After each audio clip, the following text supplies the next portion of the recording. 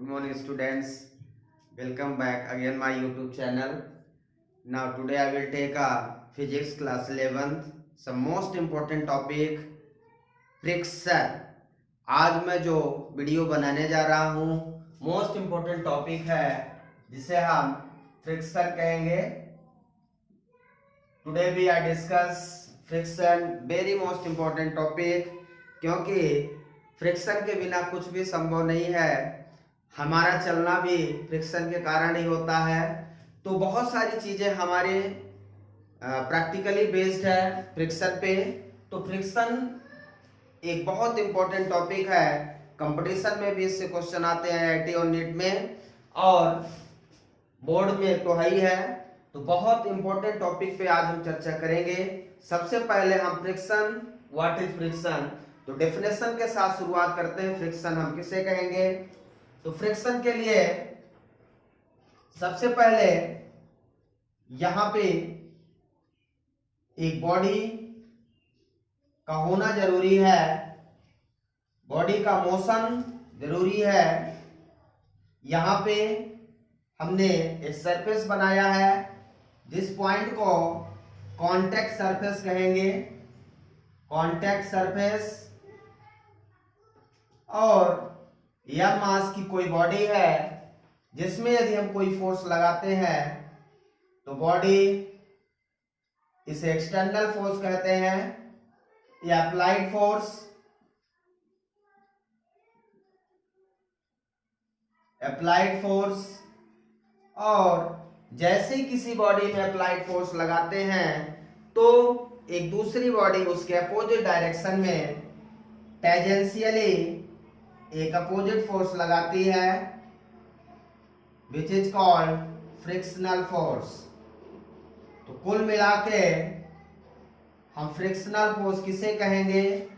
Opposing force को, जो हमारे अप्लाइड फोर्स का अपोज करेगी. हमारे बॉडी में जब हम अप्लाइड फोर्स लगाएंगे तो उस अप्लाइड फोर्स का अपोज करने वाले फोर्स को हम क्या कहते हैं? Frictional force. So what is definition? तो डेफिनेशन क्या हो जाएगी? इसके डेफिनेशन लिखेंगे. whenever a body moves or tends to move, कोई बॉडी या तो मूव करती हो या मूव करने का प्रयास करती हो over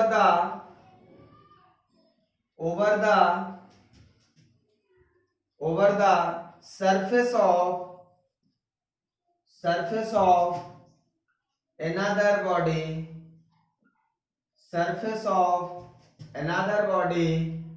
then there a force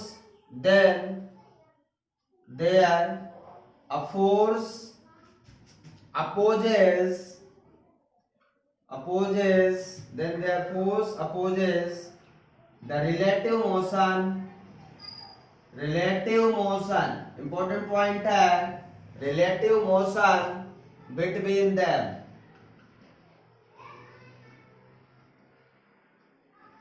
तो जब हम किसी बॉडी में whenever a body moves or tends to move, जब कोई बॉडी मूव करती है या मूव करने का प्रयास करती है तो उसके surface, over the surface of another body, किसी एक बॉडी दूसरे बॉडी के सरफेस के ऊपर मूव करती है तो उसमें अपोजिट डायरेक्शन में एक फोर्स काम करता है.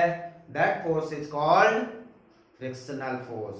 कुल मिला के हम यदि आगे की ओर जा रहे हैं तो हमारे पीछे की ओर पैर में एक फोर्स पीछे की ओर लगता है जिस कारण से हम आगे की ओर चलने लगते हैं. माना कि एक बॉडी है और ये एक बॉडी है. जैसे इस बॉडी में हम फोर्स लगाएंगे तो ये बॉडी या तो चलने लगेगी या चलने का अपोज करेगी. जैसे ही फोर्स लगाएंगे तो फोर्स कम रहेगा तो नहीं चलेगी. क्यों नहीं चलेगी?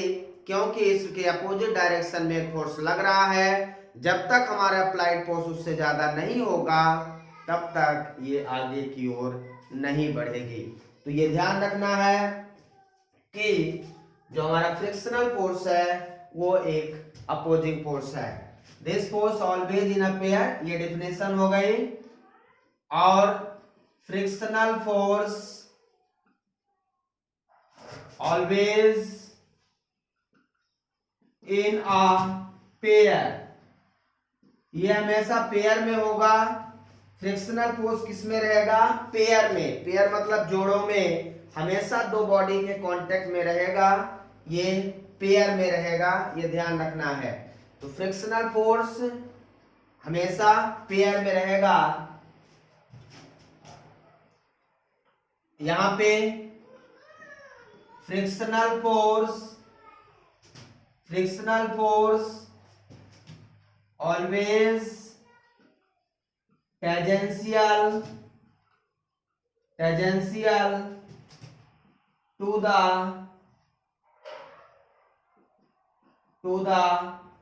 surface, सरफेस के हमेशा टेंजेंशियल रहेगा फ्रिक्शनल फोर्स, ये ध्यान रखना है। तो ये हमारा फ्रिक्शनल फोर्स हो गया, हमेशा टेंजेंशियल होगा। और इसमें किसी भी बॉडी में एक रिएक्शन फोर्स लगता है, जिसे नॉर्मल रिएक्शन फोर्स कहते हैं हम लोग। तो ये बॉडी अब मास की है, इस बॉडी में ऊपर की ओर रिएक्शन फोर्स लगेगा, और ये रिएक्शन फोर्स किसको बैलेंस करता है? बॉडी के mg को। बॉडी का mg हमेशा डाउनवर्ड लगेगा, R इक्वल टू mg रहेगा। हम हमेशा ये नहीं कह सकते कि R इक्वल टू mg हमेशा रहेगा, हमेशा नहीं कह सकते। रिएक्शन फोर्स हमेशा बॉडी का नॉर्मल लगेगा, ये तो फिक्स है। Reaction force always acted normally to the surface of contact between two bodies। ध्यान रखना, नॉर्मल रिएक्शन फोर्स सरफेस के कांटेक्ट के हमेशा नॉर्मल लगेगा। यदि मैं सरफेस ऐसा बना दूं, इंक्लाइंड बना दूं, तो रिएक्शन फोर्स, ये आपका सरफेस है, रिएक्शन फोर्स हमेशा नॉर्मल लगेगा, लेकिन इसका mj हमेशा डाउनवर्ड लगेगा। अब आप यहाँ पे ये नहीं कह सकते हैं कि रिएक्शन फोर्स mg के बराबर हो गया। तो रिएक्शन फोर्स mg के बराबर हमेशा नहीं होगा। यदि प्लेन इंक्लाइंड हो जाएगा तो रिएक्शन फोर्स तो हमेशा सरफेस का नॉर्मल होगा, ये ध्यान रखिए। सरफेस है, सरफेस का नॉर्मल, और mg हमेशा डाउनवर्ड रहेगा। इस केस में ये इक्वल नहीं रहेगा। तो इस केस में हम लोग क्या करेंगे? जितने एंगल से ये इंक्लाइंड हो जाता है, उतने एंगल से इसको हम रिजॉल्व कर लेते हैं mg को। तो mg को यहाँ पे जब हम रिजॉल्व करेंगे दो कंपोनेंट में, तो यहाँ mg cos थीटा हो जाएगा, और इधर हो जाता है mg sin theta vertical component. अब इस केस में रिएक्शन फोर्स हो जाता है mg cos थीटा। तो ध्यान रखना है आपको, R हमेशा mg नहीं होगा, वो कंपोनेंट के हिसाब से बदलता रहेगा। रिएक्शन फोर्स ये फिक्स है कि सरफेस का नॉर्मल लगेगा, इतना फिक्स है। तो नोट डाउन कर ले अच्छे से, बहुत इंपॉर्टेंट पॉइंट आप पढ़ रहे हैं, इसी पे बेस्ड पूरा का पूरा फ्रिक्शन रहेगा। अब यहां पे टाइप ऑफ फ्रिक्शन की बात करेंगे। टाइप ऑफ फ्रिक्शन, फ्रिक्शन हमारा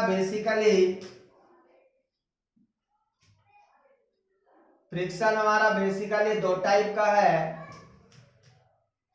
पहला स्टैटिक फ्रिक्शन, जिसको हम Fs से डिनोट करेंगे। दूसरा हमारा है काइनेटिक फ्रिक्शन, काइनेटिक फ्रिक्शन जिसे हम Fk से डिनोट करेंगे। स्टैटिक फ्रिक्शन का मतलब क्या है? Static friction for what? whenever a body tends to move or at rest. Static friction क्या है? whenever body tends to move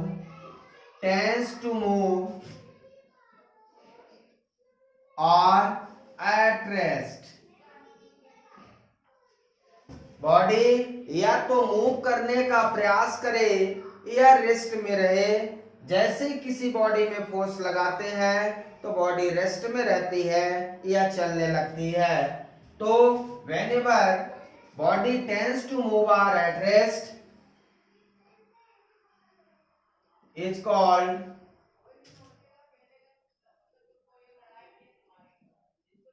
static friction। और whenever body moves is called kinetic friction. Body यदि move करने लगती है तो उसे हम काइनेटिक फ्रिक्शन कहते हैं। अब ये बॉडी जो मूव करती है किन चीजों पे डिपेंड करती है? ये डिपेंड करती है सरफेस कैसा है। सरफेस कैसा है तो जैसा सरफेस होगा वो म्यू पे डिपेंड करता है। म्यू को क्या बोलते हैं? Coefficient of static friction. Mu को बोलते हैं coefficient of static friction, mu S. तो कोफिशिएंट ऑफ स्टैटिक फ्रिक्शन किस पे डिपेंड करता है? टाइप ऑफ सरफेस से। टाइप ऑफ सरफेस पे। सरफेस रफ होगा तो स्टैटिक फ्रिक्शन कोफिशिएंट ज्यादा होगा और बॉडी रेस्ट में रहेगी। और यदि सरफेस स्मूथ है तो इसकी वैल्यू कम रहेगी। तो स्टैटिक कोफिशिएंट की वैल्यू ज्यादा, इसका मतलब सरफेस रफ, कम तो सरफेस स्मूथ है। अब यहाँ पे काइनेटिक फ्रिक्शन ये भी बॉडी के सरफेस पे डिपेंड करता है। इसको हम म्यू के से डिनोट करते हैं और इसको कोफिशिएंट ऑफ काइनेटिक फ्रिक्शन बोलते हैं। कोफिशिएंट ऑफ काइनेटिक फ्रिक्शन, ठीक है। अब इसमें लॉज ऑफ फ्रिक्शन होता है। लॉज ऑफ फ्रिक्शन क्या होता है? लॉज ऑफ फ्रिक्शन दोनों के लिए होता है कि स्टैटिक फ्रिक्शन जो है वो directly proportional to normal reaction रहेगा। रिएक्शन फोर्स तो Fs equal to mu s into R. Fs equal to mu s into R. Static friction coefficient और नॉर्मल रिएक्शन के बराबर होता है। इसी तरह से काइनेटिक फ्रिक्शन रिएक्शन फोर्स के बराबर होगा। Fk equal to mu k into R. ये हो जाएगा हमारा kinetic friction. Kinetic friction Fk equal to mu k into R. R is the reaction force, ठीक है। और इस प्रकार से कुल मिला के फ्रिक्शनल फोर्स हमारा किस पे डिपेंड करता है? कोफिशिएंट ऑफ फ्रिक्शन पे। तो यहाँ पे जो काइनेटिक फ्रिक्शन है हमारा ये दो टाइप का होता है। Kinetic friction are two types. इसको स्लाइडिंग फ्रिक्शन बोलते हैं, स्लाइडिंग फ्रिक्शन, और दूसरा rolling friction, rolling friction. Sliding friction का क्या मतलब है? जब एक बॉडी दूसरे बॉडी पर स्लाइड करती है, स्लाइड करना मीन्स जैसे बर्फ में लोग स्लाइड करते हैं, फिसलना, फिसल पट्टी आपने देखा होगा, इस तरह से ऊपर से ऐसे लोग फिसल जाते हैं। तो फिसलते समय आप ध्यान देंगे कि पूरा का पूरा बॉडी का सरफेस कांटेक्ट में रहेगा।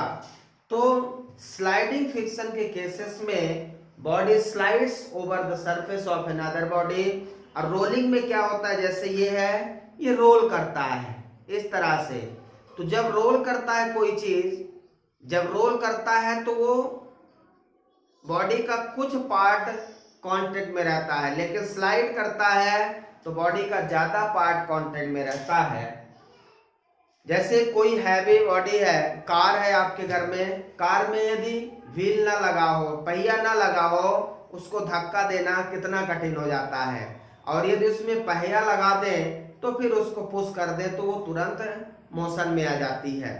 मतलब व्हील लगा देने से, पहिया लगा देने से उसके छोटे से पार्ट में, जहां पहिया लगी होती है नीचे अर्थ से कनेक्ट होती है, छोटे से पार्ट में फ्रिक्शन फोर्स आकार होता है। लेकिन जब व्हील नहीं लगी होती तो पूरी कार की सरफेस, जैसे यही डस्टर है, इसको यदि हम रखें तो अभी ये पूरे डस्टर में फ्रिक्शन लगाएगा, लेकिन इसी में कहीं ऐसे व्हील लगा दें तो व्हील जब लगा देंगे तो वो व्हील का एक पॉइंट सरफेस कांटेक्ट में रहेगा, केवल उतने में फ्रिक्शन लगेगा। तो जितने कम सरफेस में फ्रिक्शन लगेगा उतना कम फ्रिक्शनल फोर्स होगा। तो जैसे इसको यहाँ रखेंगे ये तुरंत चलने लगेगा, बहुत जल्द चलने लगेगा, क्योंकि इसका फ्रिक्शनल फोर्स रिड्यूस हो गया है। तो स्लाइडिंग फ्रिक्शन क्या है? When two body slides, when body, ऐसा लिख दे, when body slides over the surface of another body, जब एक बॉडी दूसरी बॉडी के सरफेस पे स्लाइड करे तो उसे हम स्लाइडिंग फ्रिक्शन कहते हैं। When body rolling surface of another body is called rolling friction. It's called sliding friction. जब एक बॉडी दूसरी बॉडी के ऊपर स्लाइड करती है तो उसे स्लाइडिंग फ्रिक्शन, और जब रोल करती है तो उसे रोलिंग फ्रिक्शन कहते हैं। अब इनमें कौन सा फ्रिक्शन ज्यादा होगा, कौन सा कम होगा? Sliding friction, sliding friction always greater than rolling friction. Slide करना, बॉडी का पूरा सरफेस कांटेक्ट में रहेगा, इस कारण से ये ज्यादा रहेगा। तो स्लाइडिंग फ्रिक्शन हमेशा रोलिंग फ्रिक्शन से ज्यादा रहेगा।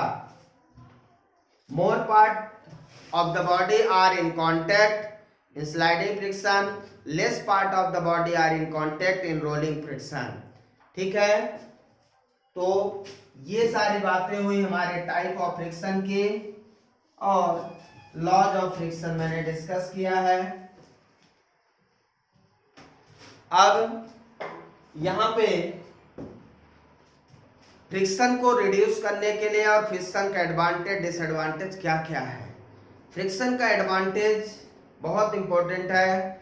Due to the friction we are walking, friction के कारण ही हम चल पाते हैं, आप भी चल पाते हैं, हम भी चल पाते हैं। फ्रिक्शन के कारण च्यूइंग द फूड्स, खाना को चबा पाते हैं, चबा चबा के खाते हैं हम लोग ऐसे ऐसे करके। तो फ्रिक्शन के कारण ही ये संभव है कि हम खाना को चबा चबा के अंदर ले जाते हैं। तो फ्रिक्शन के बहुत सारे एडवांटेजेस हैं। फ्रिक्शन के कारण vehicles moves from one place to another place friction के कारण ही व्हीकल्स एक प्लेस से दूसरे प्लेस पे जा सकते हैं। तो एडवांटेजेस तो बहुत सारे, डिसएडवांटेजेस भी कुछ है, क्योंकि यदि फ्रिक्शन है तो धीरे धीरे फ्रिक्शन के कारण हमारे पार्ट्स, बॉडी के पार्ट्स या व्हीकल्स के पार्ट्स कुछ डैमेज होने लगते हैं, हमारे दांत खराब होने लगते हैं, टूटने लगते हैं। इसी तरह से गाड़ियों में व्हील्स लगी होती हैं जो घूमती रहती हैं, वो भी कांटेक्ट में आती रहती हैं। तो जो भी पार्ट फ्रिक्शन के कारण चलते हैं वो फ्रिक्शन के कारण डैमेज भी होते हैं। फ्रिक्शन के कारण आग भी लग सकती है, फ्रिक्शन के कारण इलेक्ट्रिसिटी भी जनरेट होती है।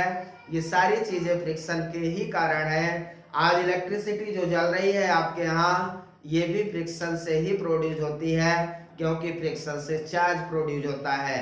जब एक बॉडी को दूसरी बॉडी में रब करते हैं तो वहाँ चार्ज जनरेट हो जाता है। तो फ्रिक्शन के बहुत सारे एडवांटेजेस हैं जो आपको अपनी लाइफ में देखने को मिलते हैं, और डिसएडवांटेजेस भी हैं कुछ, ऐसा हम नहीं कह सकते, लेकिन ज़्यादातर हम लोगों के लिए एडवांटेज ही है फ्रिक्शन। तो अपोजिंग फोर्स जरूर है, लेकिन इसका काम बहुत अच्छा है, क्योंकि इसके बिना हम लोग चल भी नहीं सकते हैं। इसको रिड्यूस करने के लिए हम लोग क्या करते हैं, लुब्रिकेंट्स का यूज करते हैं। यदि कहीं रोड पे आप ऑयल डाल दें तो फिर आप वहां पे चलने में असमर्थ हो जाएंगे, वहीं पे आप फिसलते रहेंगे बार बार। तो ऑयलिंग करने से, ग्रीसिंग करने से फ्रिक्शन फोर्स हमारा क्या होता है, रिड्यूस हो जाता है। पॉलिशिंग करने से, पॉलिश करने से भी उसमें चमक आ जाती है, फ्रिक्शनल फोर्स हमारा रिड्यूस हो जाता है। तो बहुत सारे तरीके हैं इनको रिड्यूस करने के, बहुत सारे एडवांटेजेस हैं, बहुत सारे डिसएडवांटेजेस हैं। इनको तो आप लिखना चाहें तो लिखते ही रहे, इतने सारे हैं। अब हम कुछ क्वेश्चन सॉल्व करते हैं, आप उनको देखिए किस प्रकार से हम क्वेश्चन को सॉल्व करेंगे। तो एग्जांपल के द्वारा हम समझते हैं।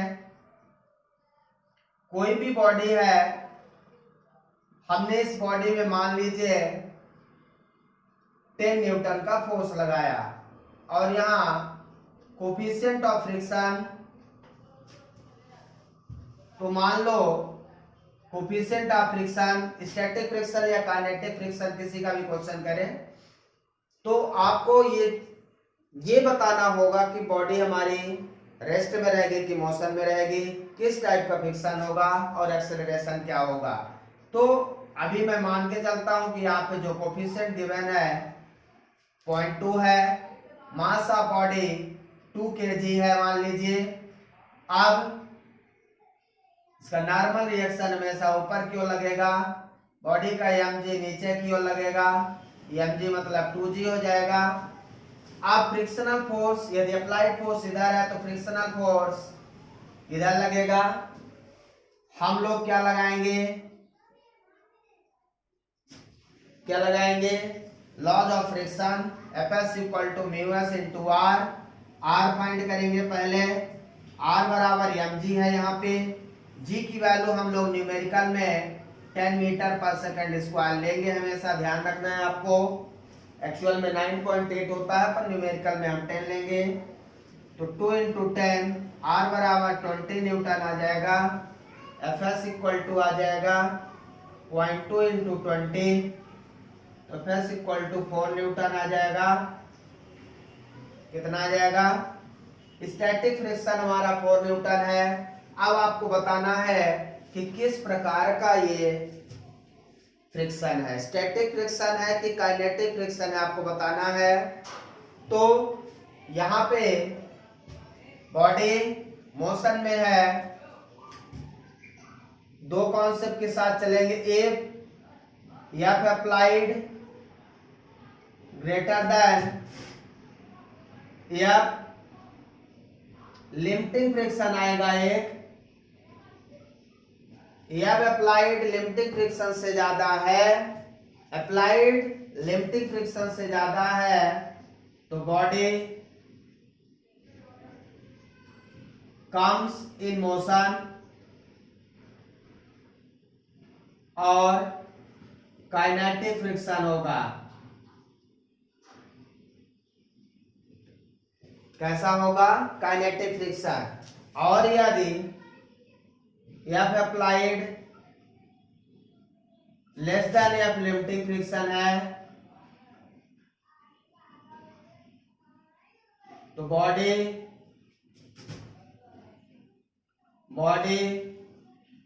Remains at rest. तो यहां पे स्टैटिक फ्रिक्शन होगा, body remains at rest, static friction होगा। तो दो केसेस ध्यान रखना आपको। तो इसमें कौन सा है? इसमें काइनेटिक फ्रिक्शन हो जाएगा। ध्यान रखना है किस तरह का फ्रिक्शन होगा? काइनेटिक फ्रिक्शन होगा। और यदि काइनेटिक फ्रिक्शन है तो इसका एक्सेलरेशन बताइए, एक्सेलरेशन कितना होगा? तो acceleration Newton second law of motion, इधर का फोर्स 10 न्यूटन और इधर का 4 न्यूटन आ गया ये। तो बॉडी जिधर चल रही है 10 - 4 = ma मीन्स 2a। तो 6 = 2a, a = 6/2, 3 मीटर पर सेकेंड स्क्वायर के एक्सेलरेशन से बॉडी आगे की ओर चल जाएगी। ये मैंने आपको बताया था, आप इसको समझ सकते हैं। तो अप्लाइड फोर्स जितना बॉडी आगे की ओर जाएगी उसमें अपोजिंग फोर्स को माइनस कर दीजिए = ma। F बराबर ma हमने यहाँ पे अप्लाइड किया है, तो यहाँ पे आपको एक्सेलरेशन मिल जाएगा। क्लियर है? इसी क्वेश्चन में यदि यहाँ पे म्यू की वैल्यू को मैं बढ़ा दूं और अप्लाइड फोर्स 6 न्यूटन का कर दूं, तब बताइए किस प्रकार का फ्रिक्शन होगा? अब mg आपका 20 न्यूटन ही रहेगा। फ्रिक्शनल फोर्स मैंने 4 कर दिया, तो ये हमारा कितना आ गया? 8 न्यूटन का। इसका मतलब हमने अप्लाइड फोर्स कितना लगाया? 6 न्यूटन, और फ्रिक्शनल फोर्स कितना आ गया? 8 न्यूटन। अब बताइए क्या ऐसा कुछ संभव है कि मैं इस बॉडी में 6 न्यूटन का फोर्स लगाऊं तो ये बॉडी मेरे ऊपर 8 न्यूटन का फोर्स लगा दे उल्टी डायरेक्शन में? क्या ऐसा प्रैक्टिकली संभव है क्या? तो static friction is a variable friction. Very most important point, static friction एक वेरिएबल फ्रिक्शन होता है जो या सेल्फ एडजस्टेबल फ्रिक्शन होता है। किस प्रकार ये एडजस्ट होगा ये समझना है आपको। 6 न्यूटन का मैंने फोर्स लगाया था, पलट के इन्होंने 8 न्यूटन का फोर्स लगा दिया। ऐसा संभव नहीं है प्रैक्टिकली। इसलिए स्टैटिक फ्रिक्शन की वैल्यू कितनी होगी? आप आंसर क्या लिखेंगे? ये स्टैटिक फ्रिक्शन नहीं होगा। आंसर में आपको स्टैटिक फ्रिक्शन उतना ही लिख देना है जितना अप्लाइड है, क्योंकि अप्लाइड फोर्स स्टैट लिमिटिंग बॉडी के इक्वल या लेस देन होगा, इससे ज्यादा नहीं हो सकता। तो यदि अप्लाइड फोर्स स्टैटिक फ्रिक्शन यदि ज्यादा हो जाए अप्लाइड फोर्स से, तो उसको हम अप्लाइड फोर्स के बराबर ही लिखते हैं, क्योंकि वो रिवर्स डायरेक्शन में उतना ही एडजस्ट कर सकता है जितना हमने अप्लाइड किया है। अदरवाइज ये ज्यादा हो जाए तो बॉडी हमने फोर्स इधर लगाया, बॉडी इधर चलने लगे उल्टी डायरेक्शन में, तो ये तो इम्पॉसिबल है। तो बॉडी क्या रहेगी इस केस में? Body at rest. इस केस में स्टैटिक फ्रिक्शन होगा और इसका एक्सेलरेशन 6 इधर तो 6 इधर, 6 - 6 0 हो जाएगा। ठीक है, तो बॉडी रिमेन्स एट रेस्ट। तो बॉडी किस केस में रहेगी? तो दो प्रकार के फोर्स होते हैं, ध्यान रखना। फ्रिक्शनल फोर्स, यहाँ पे काइनेटिक फ्रिक्शन और स्टैटिक फ्रिक्शन। तो कभी कभी ऐसा हो जाता है कि फोर्स ऑफ फ्रिक्शन ज्यादा हो जाता है अप्लाइड फ्रिक्शन से, अप्लाइड फोर्स से। ऐसे सिचुएशन में आंसर क्या लिखेंगे? अप्लाइड फोर्स स्टैटिक फ्रिक्शन के बराबर होगा। यदि आप गलती से 8 न्यूटन लिख दिए हैं उसमें आपके मार्क्स कट जाएंगे, ध्यान रखना है। अब हमारे पास कोई बॉडी ऐसी है जिसमें हम फोर्स ऐसा लगा दें, मान लीजिए हमने 10√2 न्यूटन का एक फोर्स लगाया, थीटा इक्वल टू 45 डिग्री पे, बॉडी 2 kg की है। अब इसका frictional force mu s equal to 0.2, mu के इक्वल टू 0.3। मैंने यहाँ म्यूएस और म्यू के अलग अलग कर दिया है। अब आपको बताना है कि भैया ये पहले तो ये चेक करना है क्या ये स्टैटिक में रहेगी कि काइनेटिक में रहेगी, किस प्रकार का फ्रिक्शनल फोर्स होगा, ये पहले मुझे फाइंड करना है। तो जब किसी बॉडी में एंगल पे फोर्स लगता है तो उसको हम रिजॉल्व करते हैं, आपको ध्यान होगा।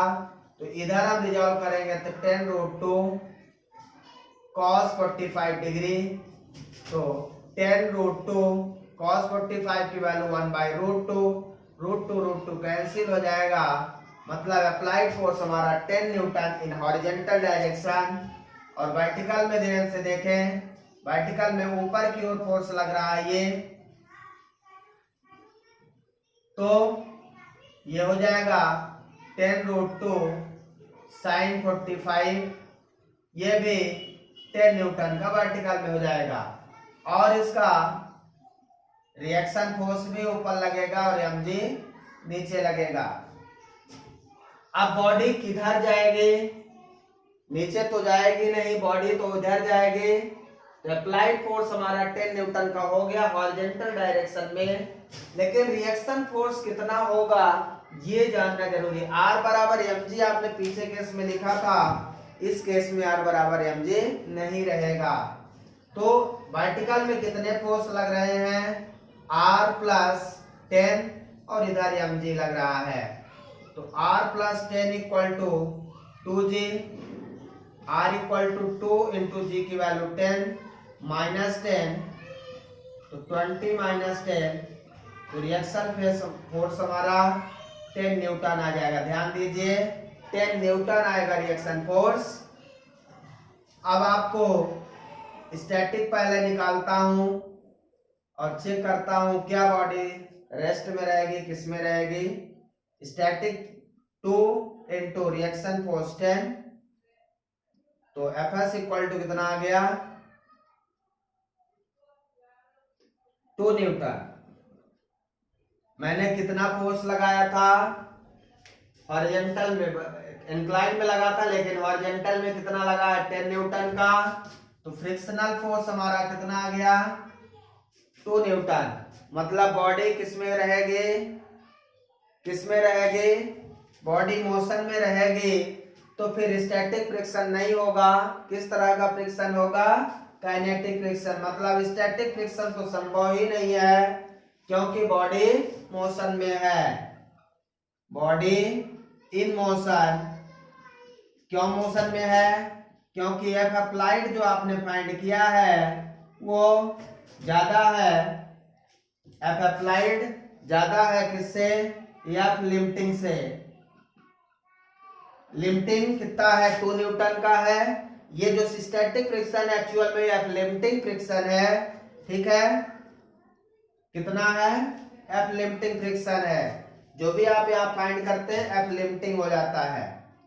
तो ये एफ लिमिटिंग हमारा 2 न्यूटन और ये 10 न्यूटन। अब बताइए इस केस में बॉडी मोशन में रहेगी और हम काइनेटिक फ्रिक्शन निकालेंगे। ध्यान रखिए यदि आपने आंसर एफ 2 न्यूटन लिख दिया तो गलत हो जाएगा। म्यू के इंटू आर, हम म्यू के इंटू आर, यदि ये म्यू के ना दिया होता, एक ही फ्रिक्शनल कोफिशिएंट होता तब ये आंसर हो सकता था, लेकिन दोनों का फ्रिक्शनल कोफिशिएंट अलग अलग दिया है तो आप फिर अलग अलग निकालेंगे। तो इस केस में अब के हमारा 3 न्यूटन आ जाएगा। तो काइनेटिक फ्रिक्शन फोर्स एफ के इधर कितना आ जाएगा 3 न्यूटन का। अब एक्सेलरेशन कितना हो जाएगा यहां से फाइंड कर लें, तो 10 - 3 = 2a, 2a equal to 7, a equal to 7/2, तो a इक्वल टू 3.5 मीटर पर second square. So this is the acceleration body moves in horizontal direction. Clear है, समझ में आ रहा है? इस प्रकार से इसको हम सॉल्व करते हैं. राइट डाउन, अच्छे से लिख ले बेटा. क्वेश्चन समझ में आ रहा है? ओके, वीडियो को पॉज करके आप लिख लिए. इसी प्रकार से मान लीजिए क्वेश्चन यही है, थोड़ा सा चेंज करेंगे हम.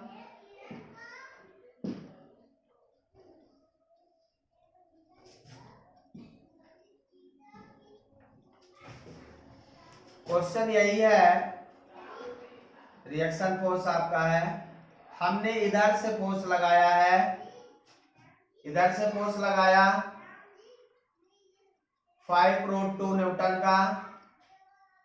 अब इसमें हॉरिजेंटल, तो फोर्स इधर से लगाया तो बॉडी इधर जाएगी, उधर खींचा था उस बार, तो यहाँ पे इसके वर्टिकल और हॉरिजेंटल कंपोनेंट आप डिवाइड कर लेंगे.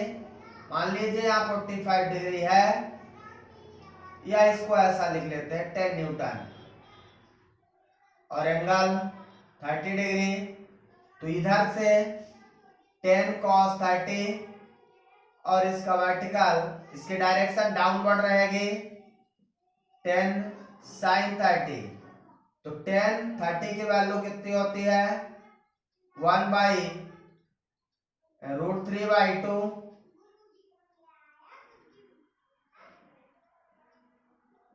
तो ये 2 से 5√3 इधर आ जाएगा, और इधर 10 sin 30 1/2, तो 5 न्यूटन वर्टिकल फोर्स हो जाएगा. अब आपको निकालना है R. अब ध्यान देना है, R ऊपर की ओर, mg नीचे की ओर, mg के साथ साथ 10 sin 30 भी नीचे की ओर लगेगा, तो mg प्लस 10 sin 30, तो mg हमारा 2g, 10 sin 30 की वैल्यू 5, 20 प्लस 5 25 न्यूटन का रिएक्शन फोर्स आ जाएगा. इस बार ध्यान से देखिए, फोर्स ऐसे लग रहा है तो वर्टिकल डाउनवर्ड लगेगा, हॉरिजॉन्टल ऐसे, और अप्लाइड फोर्स हमारा 5√3 होगा, ध्यान रखना है. तो यहां से स्टैटिक फ्रिक्शन पहले निकाल लें. 0.2 इंटू 25, 5 न्यूटन का आ गया. क्या आ गया? 5 न्यूटन. अब ये 5√3 है, स्वाभाविक है अप्लाइड फोर्स हमारा ज्यादा होगा. इस बार फिर से समझ में आ रहा है कि F applied greater than equal F limiting. फिर से वही केस है, तो काइनेटिक फ्रिक्शन होगा. क्या होगा? काइनेटिक फ्रिक्शन होगा. ये आंसर गलत हो जाएगा. तो एफ के equal to mu k into are, mu के 0.3, are 25,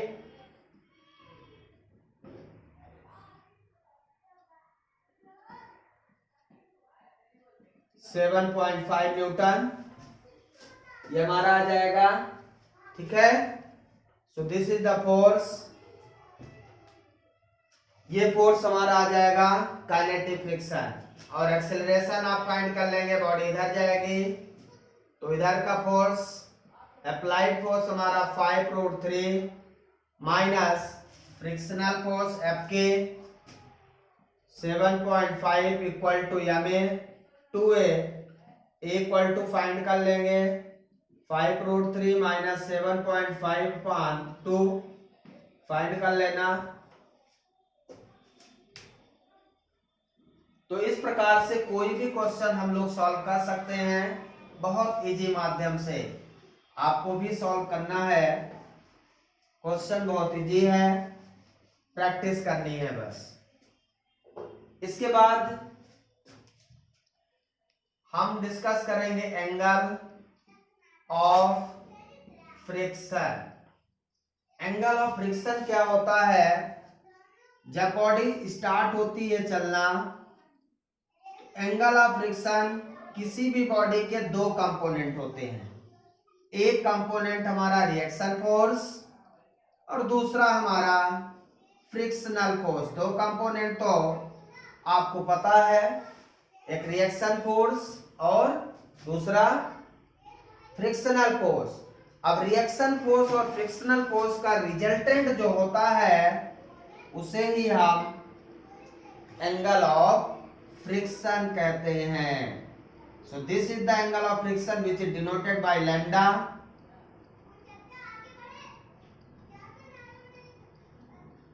O A B C मान लीजिए, तो ये लैम्डा हमारा एंगल ऑफ फ्रिक्शन है।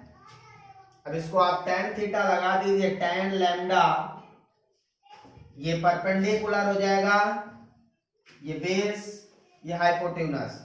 तो tan theta equal to perpendicular upon base. Perpendicular कितना है? A B. बेस कितना है इसका? यदि ये परपेंडिकुलर हो गया तो ये बेस है और ये हाइपोटेन्यूस, बेस हमारा हो जाएगा ओ ए। अब ओ ए बी किसके बराबर है? ए बी ओ सी के पैरेलल है और ओ सी फ्रिक्शनल स्टैटिक फ्रिक्शन है, और ओ ए रिएक्शन फोर्स के बराबर है। तो यहां से tan लैम्डा इक्वल टू कितना हो जाएगा? F S by R. ठीक है। अब F S equal to mu s into R होता है, तो tan lambda equal to mu s into R upon R, R से आर कैंसिल, तो म्यू एस इक्वल टू हो जाएगा tan lambda. So this is the angle of friction, mu s equal to tan lambda. कुल मिला के angle of friction depends on the static frictional coefficient. जितना static friction coefficient ज्यादा होगा, angle of friction उतना ज्यादा होगा। नोट डाउन कर लें जल्दी से।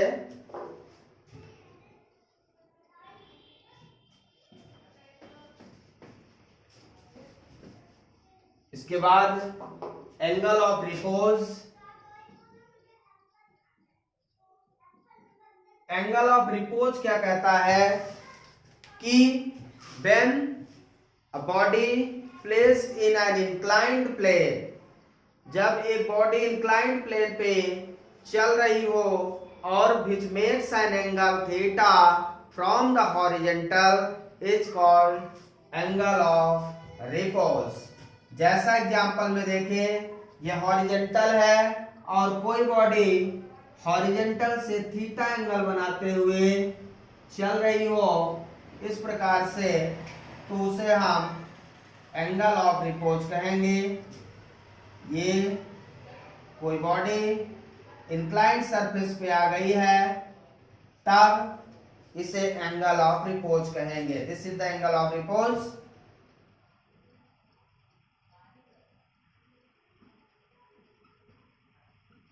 अब इसका नॉर्मल रिएक्शन तो हमेशा इधर लगेगा। इस बॉडी का mg ऐसा लगेगा। अब इसको रिजॉल्व करो, यहां भी थीटा, ये थीटा तो ये थीटा होगा। इसको रिजॉल्व करो, mg cos थीटा और इस डायरेक्शन में mg sin थीटा। अब बॉडी किधर जाएगी? डाउनवर्ड, तो फ्रिक्शनल फोर्स इधर होगा Fs। तो ध्यान रखना है कैसे फाइंड करेंगे। यहां पे एक वैल्यू हो जाएगी R इक्वल टू किसके बराबर हो जाएगी? अब mg के बराबर नहीं होगी, mg cos थीटा के बराबर होगी। और दूसरा frictional force Fs equal to mg sin theta हो जाएगा। सेकेंड इक्वेशन को फर्स्ट से डिवाइड कर दीजिए, तो Fs by R mg sin theta upon mg cos theta sin upon cos tan theta equal to fs by r, fs equal to mu s into R, फिर से रख दीजिए tan theta mu s into R upon R cancel, तो mu s equal to tan theta आ गया।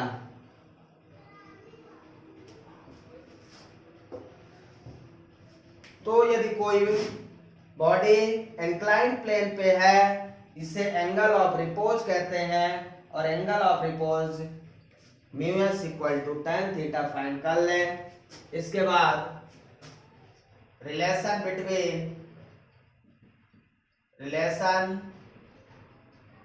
Between angle of repose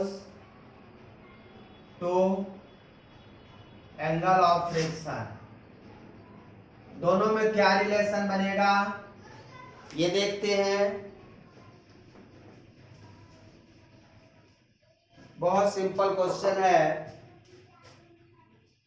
आपने find किया भी tan lambda equal to mu s, और ये फाइंड किया tan theta equal to mu s. दोनों का राइट साइड इक्वल है तो लेफ्ट साइड भी इक्वल होगा। tan theta equal to tan lambda, तो हम लिख सकते हैं थीटा इक्वल टू लैम्डा। इसका मतलब हम लिख सकते हैं angle of repose equal to angle of friction. Angle of repose always equal to angle of friction. Clear है, समझ में आया? नोट डाउन कर लें।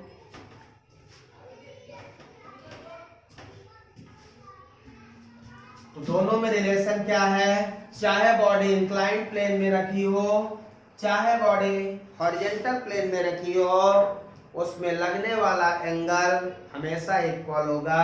यहां से क्लियर हो रहा है। तो फ्रिक्शन एंगल पे डिपेंड नहीं करता, हमेशा एंगल इक्वल होगा, चाहे सरफेस कैसा भी हो, इंक्लाइंड हो, प्लेन हो, हॉरिजॉन्टल हो। अब यहाँ पे अप्लाइड फोर्स और फ्रिक्शनल फोर्स के बीच में हम ग्राफ बनाते हैं। अप्लाइड फोर्स और फ्रिक्शन फोर्स।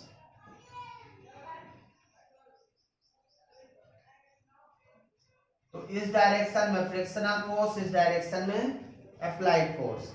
अब ध्यान देना है कि जो स्टैटिक फ्रिक्शन होता है, स्टैटिक फ्रिक्शन अप्लाइड फ्रिक्शन के तब तक बराबर रहेगा जब तक बॉडी रेस्ट में रहेगी। जब तक बॉडी रेस्ट में रहेगी, और वो मैक्सिमम फ्रिक्शन जब बॉडी बस चलने ही वाली होगी, उस फोर्स को हम लिमिटिंग फ्रिक्शनल फोर्स कहते हैं। तो दोनों में क्या है, डायरेक्टली प्रोपोर्शनल रिलेशन है। यदि अप्लाइड फोर्स 2 न्यूटन बढ़ता है तो स्टैटिक फ्रिक्शन हमारा 2 न्यूटन बढ़ेगा। यदि अप्लाइड फोर्स 4 न्यूटन बढ़ता है तो फ्रिक्शनल फोर्स भी 4 न्यूटन बढ़ जाता है, क्योंकि दोनों बराबर रहेंगे तभी तो बॉडी रेस्ट में रहेगी।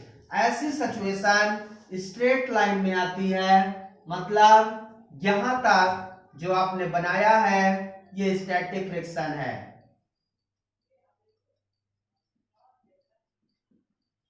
तो स्टैटिक फ्रिक्शन के केस तक बॉडी रिमेन एट रेस्ट। इसका मतलब जितना अप्लाइड फोर्स होगा उतना ही frictional force, self adjusting friction, यही है स्टैटिक फ्रिक्शन। और जैसे ही आप थोड़ा सा और बढ़ाएंगे तो एक ऐसी सिचुएशन मैक्सिमम पॉइंट पे ये पहुंच जाएगा। अब आप इस फ्रिक्शन फोर्स को लिमिटिंग फ्रिक्शन कहते हैं। जैसे ही लिमिटिंग फ्रिक्शन पे पहुंचेगा, अब इससे तनिक भी ज्यादा हुआ कि बॉडी चलना स्टार्ट कर देगी। इस लिमिटिंग फ्रिक्शन तक mu s into R means body rest में ही रहेगी। अब जैसे ही तनिक ज्यादा होगा बॉडी काइनेटिक फ्रिक्शन में प्रवेश कर जाएगी। और ध्यान देना है, काइनेटिक फ्रिक्शन में प्रवेश करते ही फ्रिक्शनल फोर्स कम हो जाता है। किससे कम हो जाता है? अप्लाइड फोर्स से। किससे कम हो जाता है? अप्लाइड फोर्स से। तो जैसे ही बॉडी चल देगी तो ये डिक्रीज हो जाएगा फ्रिक्शनल फोर्स, और काइनेटिक फ्रिक्शनल फोर्स एक कांस्टेंट फोर्स होता है। अब ये कांस्टेंट फोर्स लगता जाएगा, इसे हम कहेंगे काइनेटिक फ्रिक्शन। तो इस लेवल तक हमारा लिमिटिंग है, इसके बाद काइनेटिक है। ठीक है।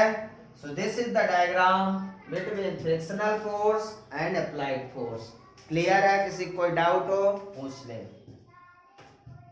तो आज बस इतना ही, फ्रिक्शन टॉपिक कंप्लीट कर दिया मैंने।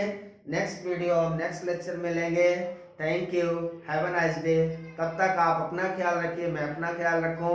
कोरोना वायरस चल रहा है, कोरोना को ध्यान रखते हुए हम लोगों को अपने लाइफ को सिक्योर रखना है। वीडियो पूरा देखें तभी मजा आएगा आपको क्वेश्चन करने में, और चैनल को सब्सक्राइब जरूर करें please. Thank you, have a nice day.